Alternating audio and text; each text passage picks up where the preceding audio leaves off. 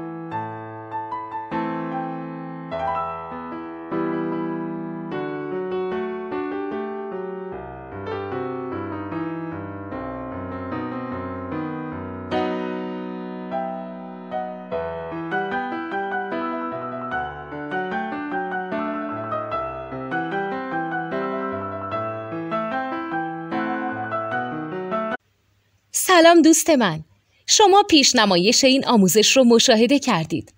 برای دیدن آموزش به صورت کامل میتونید به وبسایت نوت 2 که مرجع آموزش موسیقی هست مراجعه کنید.